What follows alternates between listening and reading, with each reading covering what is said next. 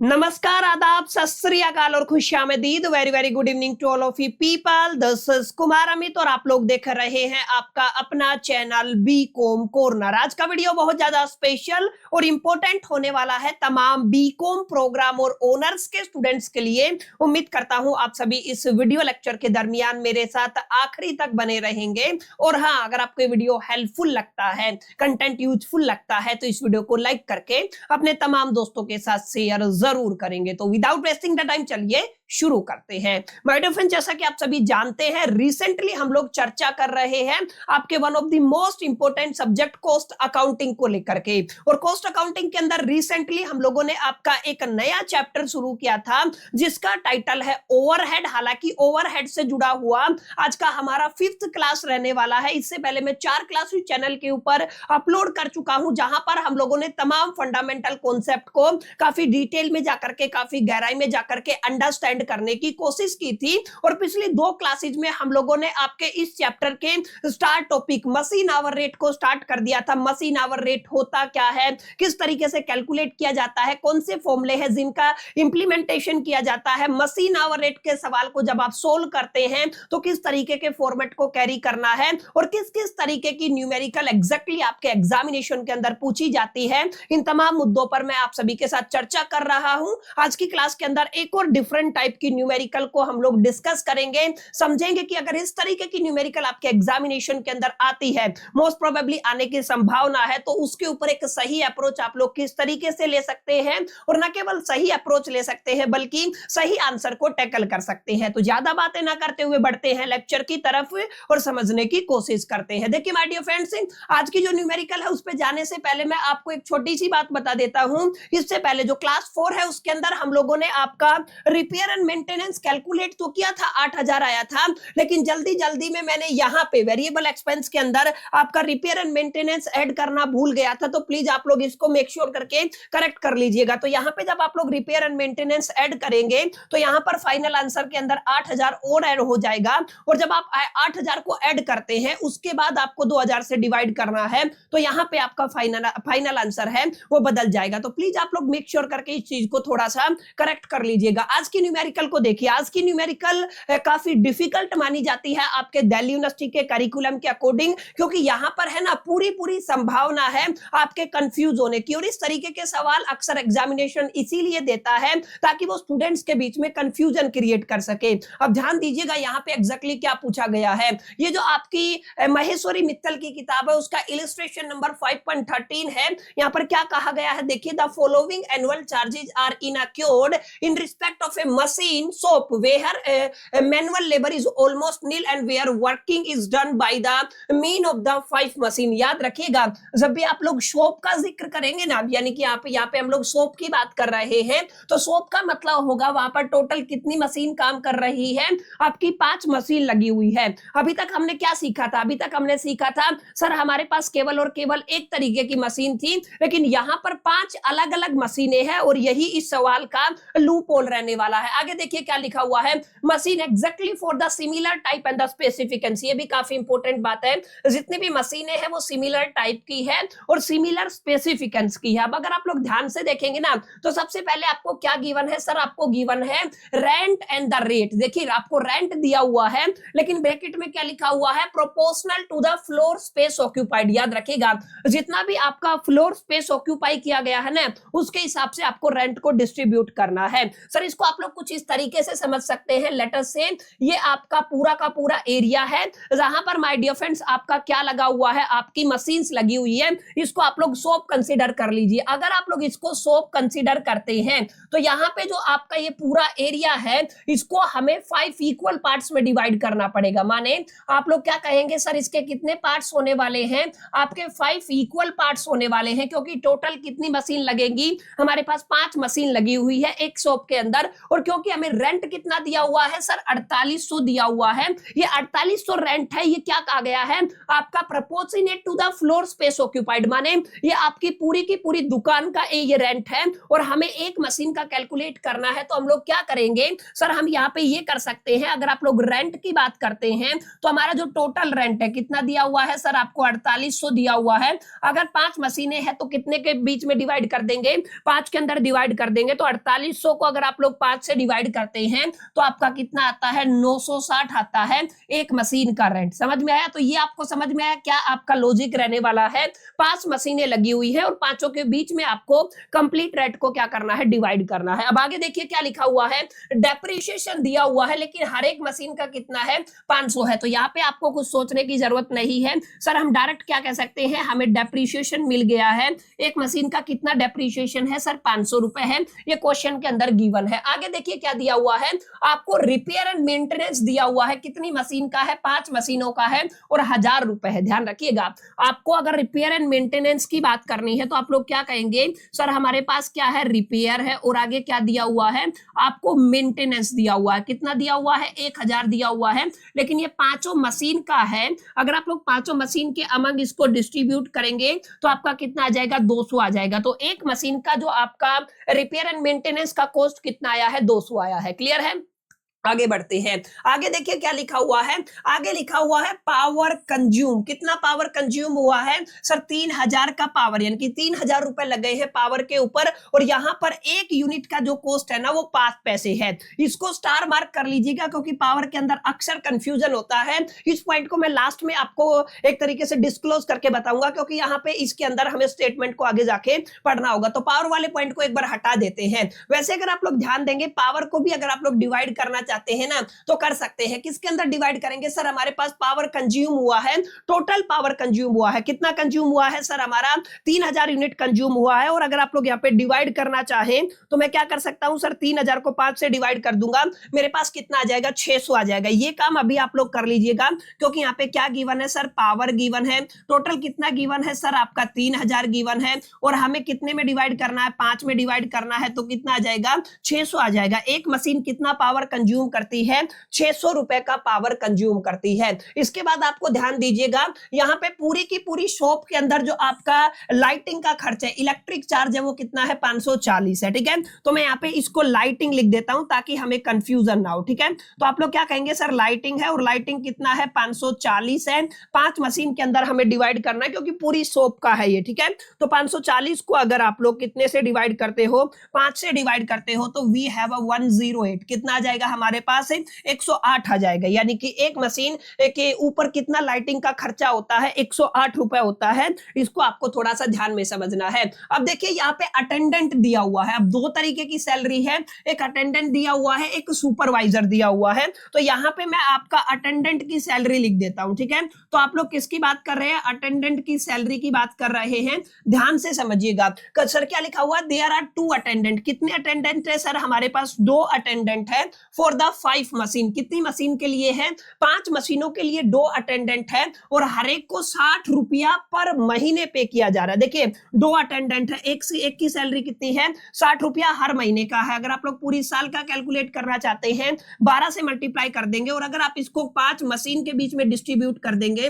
तो आपको एक मशीन का निकल आएगा। यानी कि हम क्या करेंगे, 2 करेंगे, मल्टीप्लाई में 60 करेंगे, मल्टीप्लाई में 12 करेंगे। ठीक है, इसको आप अगर डिवाइड करते हैं माय डियर फ्रेंड्स 5 से तो आपका 288 आ जाएगा। तो ये जो 288 रुपए आया है ना, ये किसका कॉस्ट है माय डियर फ्रेंड्स, ये आपके अटेंडेंट का कॉस्ट है। इसी तरीके से आपको किसका सैलरी निकालना है, जो आपका सुपरवाइजर का सैलरी निकालना है। और ध्यान दीजिएगा सुपरवाइजर के सैलरी के अंदर क्या लिखा गया है, 5 machine in the shop there is a 1 supervisor. कितना सुपरवाइजर है, केवल एक सुपरवाइजर है जिसका सैलरी है 250 रुपया प्रति महीना। माने आपका 250 रुपए एक महीने का है, 12 से मल्टीप्लाई कर देंगे पूरी साल का आ जाएगा और 1/5 कर देंगे क्योंकि 5 मशीन के ऊपर दिया गया है। तो आप लोग क्या करेंगे सर, 250 को कितने से मल्टीप्लाई करेंगे, 12 से और डिवाइड कर देंगे 5 से, तो कितना आ जाएगा आपका 600 आ जाएगा। समझ में आया? अभी तक जो डेटा गिवन है ना उसको आपको एक एक मशीन के ऊपर डिस्ट्रीब्यूट करना है, लेकिन गिवन 5 मशीनों का है और यहीं पे बच्चों को जाकर के कंफ्यूजन होता है। ठीक है, तो यहाँ पे ये आपकी सारी बातें क्लियर रही। आगे देखिए आगे क्या लिखा हुआ है, आगे आपका क्या लिखा हुआ है माय डियर फ्रेंड्स, आगे दिया हुआ है sundry supply such as lubricant. Lubricant का कैटेगरी आप लोग मान लीजिए, इसको कितना दिया हुआ है सर, पूरी सोप के लिए दिया हुआ है 450 रुपया। तो यहाँ पे मैं लिख दूं, अगर आप लोग ल्यूब्रिकेंट की बात करते हैं तो ल्यूब्रिकेंट का टोटल कितना दिया दिया हुआ है सर आपका 450 दिया हुआ है, 5 मशीनों के बीच में इसको डिवाइड करना है, तो 450 को अगर 5 से डिवाइड करते हैं तो वी गेट द 90, माने एक मशीन के ऊपर लुब्रिकेंट का कॉस्ट कितना लगने वाला है, 90 रुपया लगने वाला है। समझ में आई इतनी बातें? अब देखिए hire and purchase instalment payable for the machine, hire and purchase का जो मामला है ना वो हम लोग इंक्लूड करके नहीं चलते हैं, दैट्स व्हाई इस पॉइंट को हम लोग यहाँ पे छोड़ देंगे। जब भी आप लोग मशीन आवर रेट को कैलकुलेट करेंगे तो ये हमारी हिस्सेदारी नहीं होती है, हमारी जिम्मेदारी नहीं होती है, तो इसको छोड़ देंगे। आगे देखिए क्या लिखा हुआ है यहाँ पे, एक घंटे में कितनी यूनिट कंज्यूम होती है, सर आपकी 10 यूनिट कंज्यूम होती है। समझ में आया? एक घंटे में कितनी यूनिट कंज्यूम होती है, 10 यूनिट कंज्यूम होती है। ध्यान से समझना मेरी बात को, यहाँ पे क्या मामला लिखा हुआ है, यहाँ पे थोड़ा सा लूप होल है। यहाँ पे इन्होंने कहा एक घंटा जो होता है एग्जैक्टली आप लोग क्या कहेंगे, सर एक घंटे में आपकी कितनी यूनिट कंज्यूम होती है, आपकी 10 यूनिट कंज्यूम होती है। समझ में आया? और अगर आपको याद हो तो एक घंटे का कॉस्ट कितना था, सॉरी एक यूनिट का कॉस्ट कितना था, 5 पैसे था। 5 पैसे का मतलब 5 को आप लोग 100 से डिवाइड करेंगे, इसका मतलब क्या आ जाएगा, 0.05 आ जाएगा रुपीस के अंदर। समझ में आया? तो यानी कि मैं क्या कहूंगा, 0.05 एक यूनिट का कॉस्ट है, हमें इसको 10 यूनिट से मल्टीप्लाई करना है, क्योंकि एक घंटे का कॉस्ट निकालना है ना, तो आपका कितना आ जाएगा, 0.5 आ जाएगा। ठीक है, तो कितना आंसर आ गया, 0.5 रुपीज आ गया। समझ में आया? इस पॉइंट को ध्यान से समझिए, एक घंटे में कितना इलेक्ट्रिसिटी कंज्यूम होता है, 10 यूनिट कंज्यूम होता है, और एक यूनिट का कॉस्ट कितना है, 0.05 है। तो मैंने क्या किया, 0.05 को 10 से मल्टीप्लाई कर दिया, तो एक घंटे का कॉस्ट आ गया है। और हमने पूरी साल में कितना पावर कंज्यूम किया, याद कीजिएगा। अगर मैं आपसे कहूं आपने पूरी साल में कितना पावर कंज्यूम किया, मैं इसको एक नाम से लिख देता हूं, that is a productive hour. आप लोग किस नाम से जानते हो इसको, प्रोडक्टिव आवर के नाम से जानते हो। ध्यान से समझिएगा, यहाँ पे पूरी साल में मैंने इलेक्ट्रिसिटी के ऊपर 3000 रुपया खर्च किया है। याद रखिएगा कितना खर्च किया है, 3000 खर्च किया है। मेरे को इसको किससे डिवाइड करना पड़ेगा, 0.5 से डिवाइड करना पड़ेगा। ठीक है, तो मैं अगर आपका, अच्छा यहाँ पे ध्यान रखिएगा, ये तो 5 मशीन का है, हमें कितनी मशीन का निकालना है, एक मशीन का। एक के ऊपर पावर का कंजम्पशन 600 था, तो आप लोग क्या करेंगे, 600 को 0.5 से डिवाइड कर देंगे, तो 600 डिवाइड करना है 0.5 से, सर कितना सो आ गया, 1200 घंटे आ गया। समझ में आया?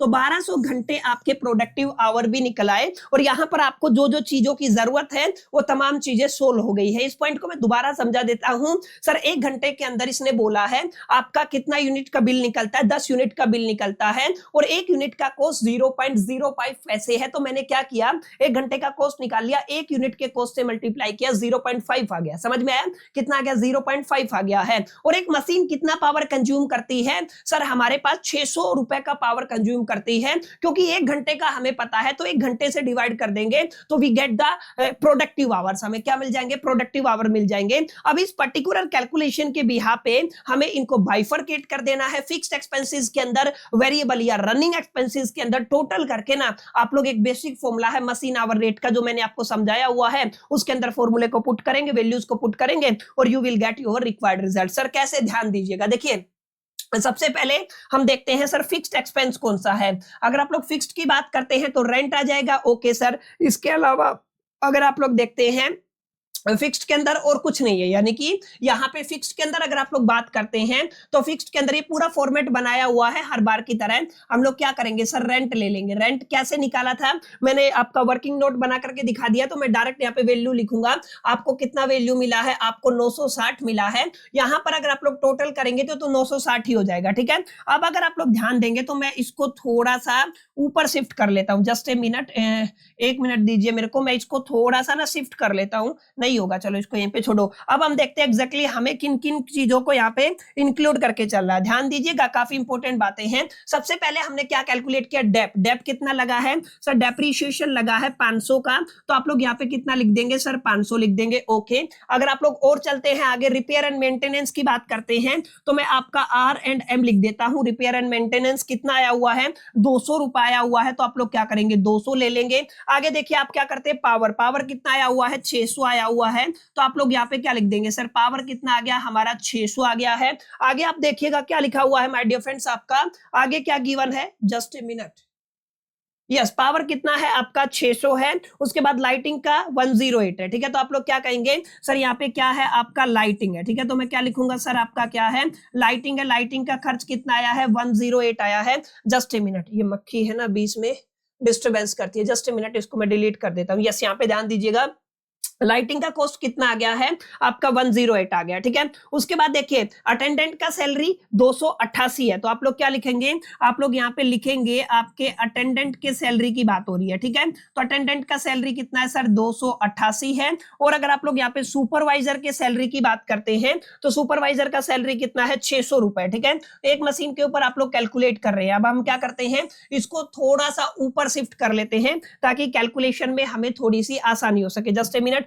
मैं इसको थोड़ा सा है ना रीअरेंज कर देता हूं। ध्यान दीजिएगा, जो जो बातें मैं अभी आपको समझा रहा हूं ना वो काफी इंपॉर्टेंट होने वाली है, न केवल आपके एग्जामिनेशन के पॉइंट ऑफ व्यू से बल्कि आपको इन चीजों का पता होना चाहिए जब भी आप लोग क्वेश्चन को टैकल करें तो सर किस तरीके से सवाल को आप लोग टैकल कर सकते हैं। इस पूरे को उठा करके ना मैं थोड़ा सा ऊपर शिफ्ट कर देता हूं। यस, अब देखिएगा ध्यान से, इसको मैं थोड़ा सा रीअरेंज कर देता हूं यहां पर हम लोग, ताकि हमें इक्विवेलेंट स्पेस मिल जाए ना, तो हम इसको प्रॉपर तरीके से एक ही जगह पे सोल्व कर पाए। यहाँ पे ध्यान दीजिएगा, ठीक है। अब ठीक है, अब यहाँ पे ध्यान दीजिए, हमने क्या किया, सुपरवाइजर का सैलरी नोट किया। सर सुपरवाइजर का सैलरी कितना था आपका, कहां पे गया, 600 था। उसके बाद लुब्रिकेंट कितना है, 90 है। तो आप लोग यहाँ पे क्या डाल देंगे सर, आप लोग यहाँ पे लुब्रिकेंट डाल देंगे, कितना आ जाएगा आपका 90 आ जाएगा, ठीक है। लुब्रिकेंट निकल आया है। उसके बाद ठीक है प्रोडक्टिव आवर है। ध्यान दीजिएगा यहाँ पे कितने आइटम है, 1 2 3 4 5 6 7 और 8, टोटल 8 हमारे पास एंट्री होनी चाहिए। 1 2 3 4 5 6 7 8, ठीक है। यहाँ पे आपको क्या करना है सर, टोटल कर लेना है।